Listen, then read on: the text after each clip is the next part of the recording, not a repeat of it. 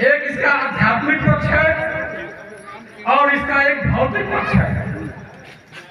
कार्यक्रम के आयोजक आनंद यादव जो पेशे से अध्यापक हैं और इस कार्यक्रम को प्रत्येक वर्ष कराते हैं और समाज को एक संदेश देते हैं कि ये विधा जो विलुप्त हो रही होली गायन की उसको जो है पुनर्जीवित किया जाए और जीवित रहने दिया हिंदू धर्म का जब नया त्योहार शुरू हो जाता है और फसल भी किसानों के खेतों में तैयारी होने के हो तो किसान होली का पर्व क्यों मनाया जाता है उसके बारे में बता रहे हैं। होली का पर्व मनाता है और होली का पर्व ऐसा नहीं है कि एक ही जगह है, एक ही प्रांत में मनाया जाता है। होली का पर्व हर प्रदेश में, देश के कोने कोने में अलग अलग नामों से मनाया जाता है। यहाँ होली कहते हैं, कहीं इसको दूसरे नाम से पुकारते हैं, लेकिन मुख्य रूप से ये किसानों का फसल का पर्व है, फसल का त्योहार है जिसको किसान मिलजुल कर मनाता है। दूसरी बात है कि साथियों, मास्टर साहब, आप जानते होंगे कि मार्च का महीना मुख्य रूप से क्यों बहुत बड़ा खास महीना होता है, बहुत खास महीना है। क्यों खास महीना है कि इसी महीने में नौजवानों के धड़कन, किसानों गरीबों के मसीहा, इस देश को जुल्म से लड़ने वाले, देश को आजाद कराने वाले भगत सिंह का शहादत दिवस भी है। अभी 23 मार्च को बीता है। हम लोगों का शहादत दिवस भी दूसरे जगह बड़े धूमधाम से मनाए हैं और आपको जानना चाहिए, केवल पौराणिक बातों में ही नहीं आना चाहिए। भगत सिंह ने क्यों गरीबों के लिए मर गया? वो अपने यहाँ के भारत को उसमें जानते हैं, उसमें देश गुलाम था और यहाँ अंग्रेज। साथियों, आज आपको मैं गाजीपुर के करंडा और करंडा के बसंतपट्टी गांव में ले सकता हूँ, जहाँ पे आज होली गायन का कार्यक्रम रखा गया है और उसके स्पॉन्सर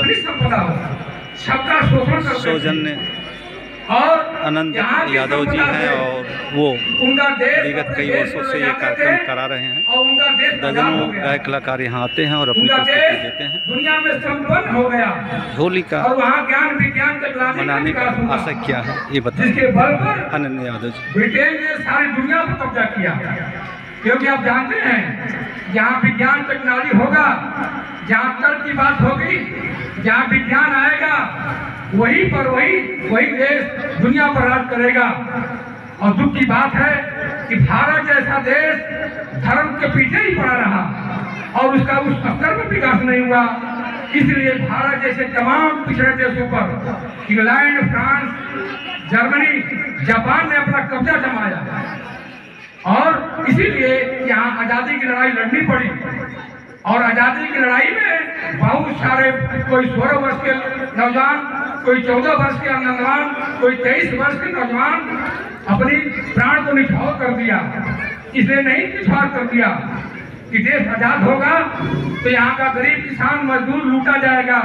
जैसा कि आप जानते हैं, आज भी अंग्रेज तो चले गए, भगत सिंह ने कहा था कि आज से कुछ दिन बाद, कुछ वर्षों बाद देश तो आजाद हो जाएगा, लेकिन अंग्रेज तो यहाँ से चले जाएंगे, लेकिन गोरी चमड़ी वालों के बाद यहाँ काली चमड़ी वालों का शासन होगा।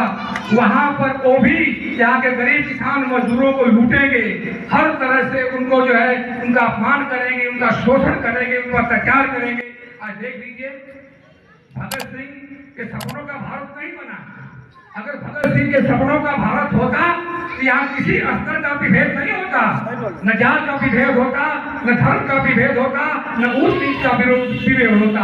लेकिन आप जानते हैं ये पूंजीवादी व्यवस्था है, ये बड़े छोटों की व्यवस्था है। यहाँ समाज की सीढ़ी नुमा का बनावट है, सीढ़ी नुमा।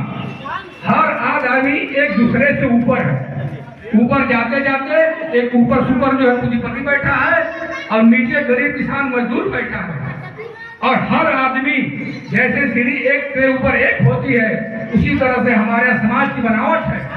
और हर आदमी एक दूसरे से अपने को ऊंचा समझता है। ये नहीं समझता है कि हम जिससे भेद कर रहे हैं, जिसको अपना नीचा समझ रहे हैं, जिसको अपने से छोटा समझ रहे हैं, हमसे भी कोई ऊपर समाज में है, इसी गांव में है, इसी हमारे इर्द गिर्द है, इसी दुनिया में है, जो कि हमको भी छोटा समझता होगा और हमारे साथ भी भेदभाव करता होगा, चाहे किसी भी जात धर्म का व्यक्ति हो। इसीलिए जो यहाँ की श्रमिक जातियाँ हैं, कमेरा जातियाँ हैं, जो सदियों से हमेशा सताई जाती रही हैं, उनका फर्ज बनता है कि वो किसी से जात भेद न करें, किसी से छोटा बड़ा कर भेद न करें, क्योंकि ये तो उनके अंदर ज्ञान, चूंकि अज्ञान है, वो नहीं समझते हैं कि हमसे भी कोई बड़ा है।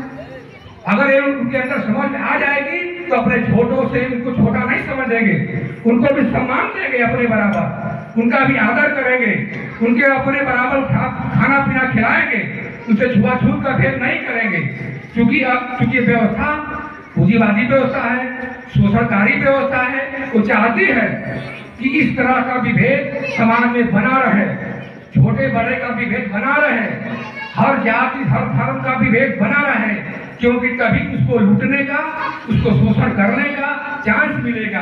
क्योंकि जब आपको याद होगा, जब गुलाम हमारा देश था, तब भी अंग्रेज हमको धर्म में, जातियों में, भाषाओं में, क्षेत्रों में बांटे थे, लेकिन वहीं पर भगत सिंह की प्राथमिकता आ जाती है।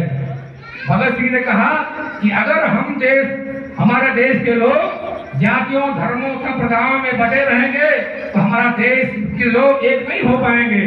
अगर एक नहीं हो पाएंगे तो मुट्ठी भर जो अंग्रेज हैं, जो सात समुद्र के पार हैं, वो हमारे पर शासन करते रहेंगे। लिहाजा ये जरूरी है कि हम अपने अंदर का हर मतभेद भुला करके हम एक होकर के उनसे लड़ें। आज सेम परिस्थिति वही है। और जानते हो साथियों, बड़ी मजेदार बात है, बहुत सोचने की बात है, क्यों ये नौजवान को कुर्बान कर दिया गया, क्यों नौजवानों को फांसी के फंदे पर चढ़ा दिया गया, लेकिन वही जो दूसरे धारा की ताकतें थी उनको देश में शासन सत्ता मिली। इसलिए आज जो सरकार है, या किसी की सरकार हो, किसी मतलब पार्टी की बात नहीं कर रहे हैं, चाहे किसी की सरकार हो जाए, जिसको आप अपना समझते हैं, जिसको आप अपनी पार्टी का सरकार समझते हैं, उसकी भी सरकार हो जाए, क्योंकि वो जानते थे कि इनमें और उनमें आजादी में अंतर है। भगत सिंह चाहते थे, भगत सिंह का सपना था कि हमारे देश से केवल अंग्रेज ही न जाए, उनका भी समाप्त न हो, बल्कि अंग्रेजों के साथ साथ हमारे देश में जो भी शोषणकारी तबके हैं, जो अंग्रेजों के साथ मिलकर के अपने ही भाइयों पर अत्याचार जुर्म करते हैं, उनका भी सफाया होना चाहिए। इसलिए अंग्रेजों ने, क्योंकि उनकी बहुत सारी कंपनियां यहाँ लगी हुई थी, बहुत सारी उनकी पूंजी लगी हुई थी, इसलिए ऐसे नौजवानों को फांसी चढ़ा दिया गया, छाड़ करके चुन करके मारा गया। लेकिन ऐसे लोग, ऐसे दल, ऐसे संगठन जो चाहते थे कि केवल हमको अंग्रेज चले जाएं और यहाँ के लोगों को शासन सत्ता मिल जाए, वे नहीं चाहते थे कि शोषक अत्याचार जुर्म यहाँ से खत्म हो। इसीलिए अंग्रेजों ने इनके हाथ में सत्ता सौंप करके चुपके से चले गए। हमारा सपना, भारत भगत सिंह का सपना अधूरा का अधूरा रह गया। लेकिन ये बात नहीं है, हिंदुस्तान में कोने कोने, हिंदुस्तान में ही नहीं, पाकिस्तान में भी, बांग्लादेश में भी, अफगानिस्तान में भी, विदेशों में भी भगत सिंह की मानता है।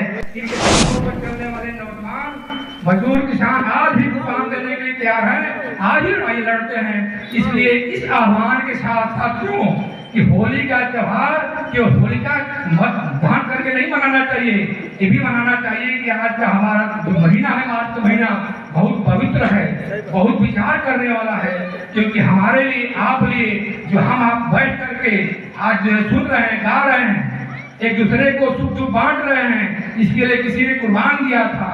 और आप जान लीजिए कि जो देश के लिए कुर्बान किया, जो देश के लिए कुर्बान किया, नौजवान फांसी पर फंदे पर चढ़ गए, उनको कभी भी उनके चाहने वालों को, उनके घर वालों को, उनके परिवार वालों को कोई भी आजादी के बाद भी मन कौड़ी पर उनको रत्ती पर कोई फायदा नहीं हुआ। लेकिन जिन्होंने देश के साथ गद्दारियां किया, वो हर सरकार में, चाहे कोई भी सरकार में हो, वो मंत्री संत्री बनते रहते हैं, बड़े अधिकारी बनते रहते हैं। आज जो भारत ऐसा ही है, इसलिए हम नौजवानों का आह्वान करते हैं कि इन बात को समझ करके हमको पढ़ना भी लिखना चाहिए। क्यों पढ़ना लिखना चाहिए?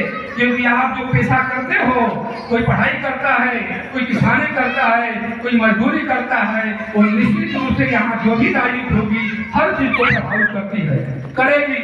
लेकिन लोग कहने में सुने हम आता है, हमसे राजनीति तय करेगी कि हमारे थाली में दाल मिलेगी कि नहीं मिलेगी, हमारे थाली में सब्जी मिलेगी कि नहीं मिलेगी। अगर ये सोचना तय कर ले तब उसको आजादी मिलेगी। नहीं तो यहाँ पर देख लीजिए कि आप एक एक करके नौकरियां हटाई जा रही हैं। नौजवान जो है काम के लिए लड़ रहे हैं, नौकरी के लिए मार खा रहे हैं, लाठियां खा रहे हैं।